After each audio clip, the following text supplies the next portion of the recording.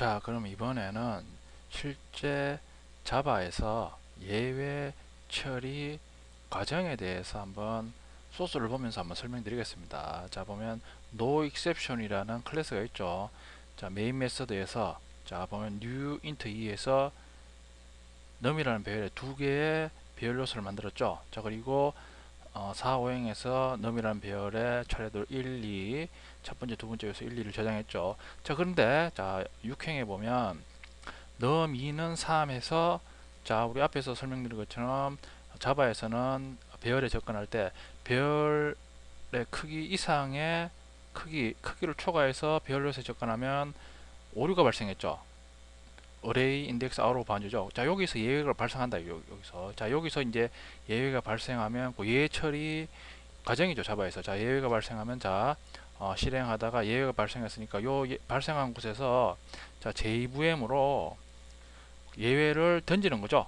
예외를 발생한 예외를 던지면 JVM이 자체적으로 이제 이 던져진 예외가 어떤 예외인가를 분석한다 이거죠.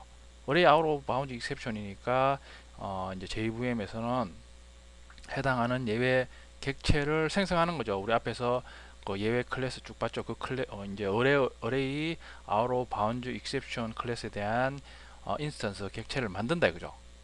자, 그리고 난 다음에 JVM은 다시 그 예외가 발생한 곳으로 그 객체, 예외 객체를 던지면 자, 지금은 보면 소스에서 예외 처리를 안 해줬죠. 자, 안 해주면 그냥 비정상 종료를 해보니까 자, 자세히 보면 7행에 보면 프린트 ln에서 마지막 부분이라는 부분 있죠.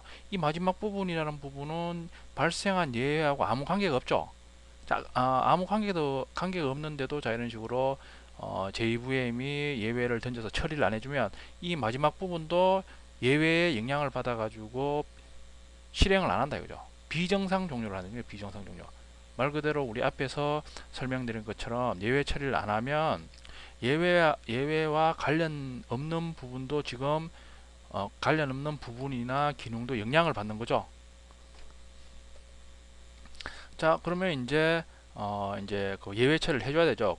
이제 자바에서 예외 처리를 해주는 첫 번째 방법이죠. 보면 트라이 캐치 문으로 예외 처리를 하는 방법이죠. 자, 밑에 트라이 캐치 문 형식이 있죠. 보면 트라이 캐치에서 자, 예외가 발생할 수 있는 구문을 자, 이런 식으로 트라이하고 캐치 구문에 이런 식으로 이제 구현을 해준다 이거죠. 자, 그러면 자, 예외가 발생을 하면 똑같이 앞에서 본 것처럼 JVM이 받아가지고 그 이제 예외에 대한 객체를 만들어서 던지겠죠. 던지면 이번에는 자, 캐치에 있는 요 변수 있죠. 요게 받는다 이죠.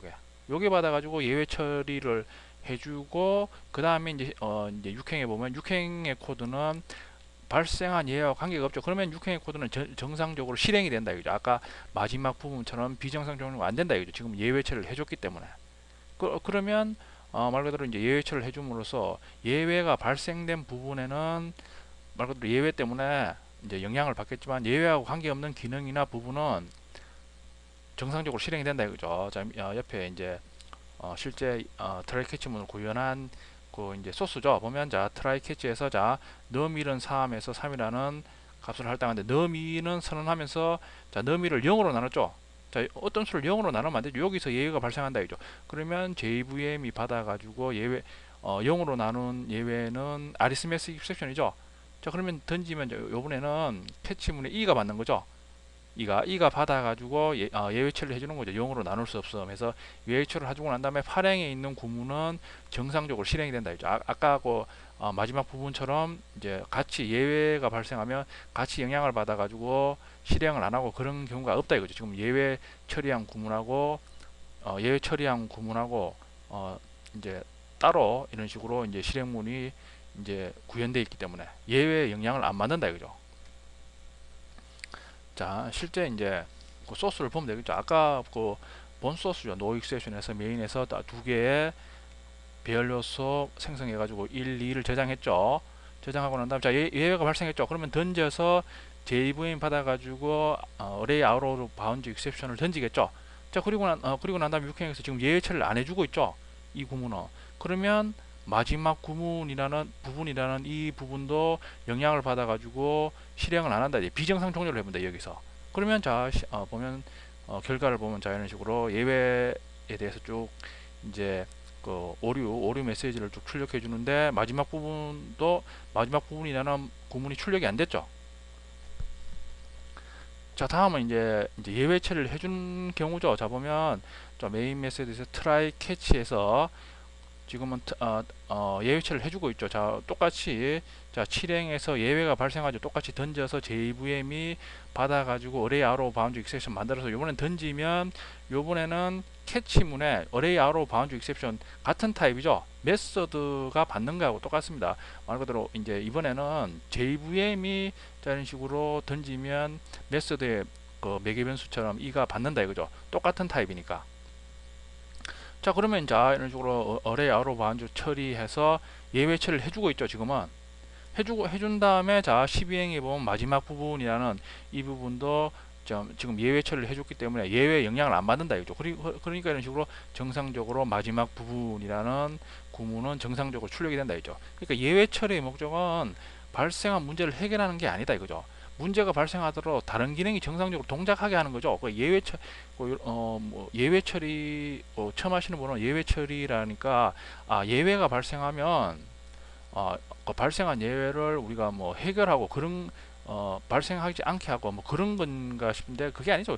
예외가 발생하면 자 이 경우에도 자 7행에서 예외가 발생하니까 8행에 있는 1, 2, 3 입력이라는 이 구문도 같은 트라이 캐치문에 있기 때문에 그 예외가 발생한 부분에 대해서 영향을 받죠. 같은 트라이 캐치문이 있기 때문에. 그러나 12행에 있는 부분은 적어도 예외 처리를 해주니까 영향을 안 받는다 이거죠. 그렇죠. 그러니까 예외 처리의 목적은 문제를 해결하는 게 아니라 다른 기능은 정상적으로 동작하게 하겠다. 자, 이런 식으로 예외 발생한 부분을 이런 식으로 블락으로 묶어서 관리하니까 적어도 그 예외에 대해서 다른 부분이나 다른 기능은 영향을 받지 않고 정상적으로 동작한다. 그런 의미죠. 물론 예외 처리가 어떤 디버깅의 목적도 있습니다.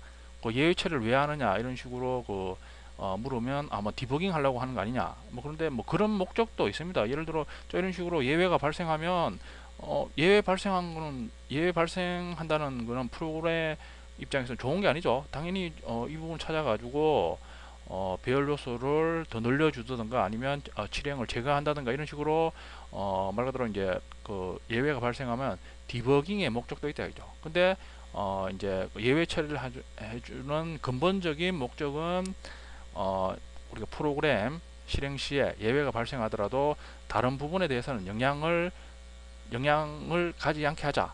다른 부분은 예외가 발생하지 않은 부분은 정상적으로 동작하게 하자는 게 예외 처리의 목적입니다. 9장에서는 이제 여러분들이 이제 학습하는 포인트가 이제 예외 처리를 왜 하느냐, 그게 제일 중요하죠. 자, 자바 예외 처리 방법에 대해서 이제 알아봤는데 실제 소스를 구현해서 예외 처리를 한 경우, 예외 처리를 안 한 경우 그 차이점을 한번 보면 되겠죠. 자, 9장이 또 시작하니까 프로젝트를 하나 만들어 주셔야 되겠죠. CH고.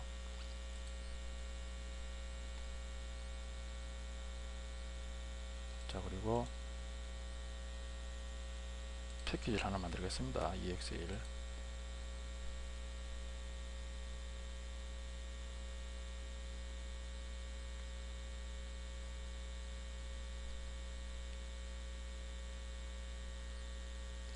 자, 그리고 먼저 예외 처리를 하지 않은 경우 No Exception 클래스죠.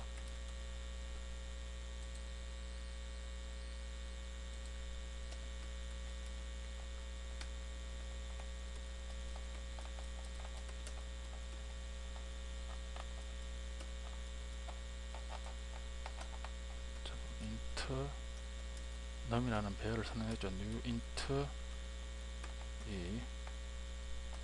자, 그리고 num 0는 1, num 1은 2 하고, 지금은 예외 처리를 안 했죠. num 2는 3, 세 번째 요소에 접근하죠. 자, 그리고 자,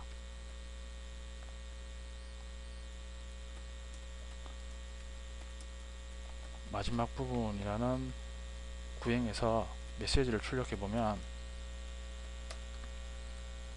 자, 실행해 보면 자, 예외가 발생하죠. 실행 중에야 array out of bounds exception에서 2에서 발생한 위치 at no exception main에서 no exception에서 no exception 잡아 8행에서 발생했다 그죠. 클릭해 보면 자 이동하죠. 여기에서 이제 예외가 발생했다 그죠. 예외 발생. 자, 근데 예외가 발생했을 때 보면 10행의 마지막 부분은 예외하고 상관없죠. 그런데도 지금 메시지를 출력 안 한다 이죠. 예외 처리를 안 하니까 예외 발생한 부분에서 이제 비정상 종료되는 거죠. 자, 그러면 이제 예외 처리를 한번 해보면 되겠죠. 자, 여기서 바로 보겠습니다. 자,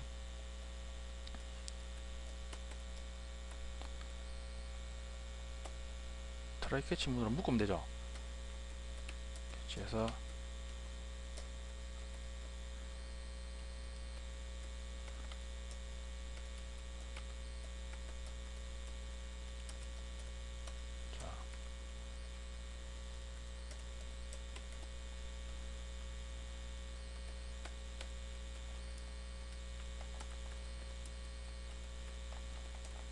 배열의 범위를 벗어나서 접근했다 이거죠.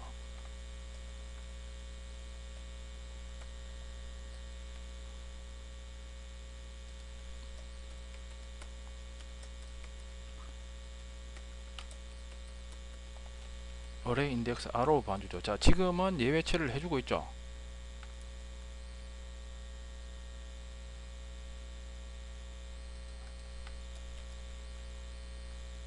자, 지금은 예외 처리를 해주고 있죠. 자, 그리고 실행을 해보면 자, 배열의 범위를 벗어났습니다. 마지막 부분에서 마지막 부분 14행에는 예외하고 관계없는 마지막 부분은 정상적으로 출력이 된다 이거죠. 자, 이거 보면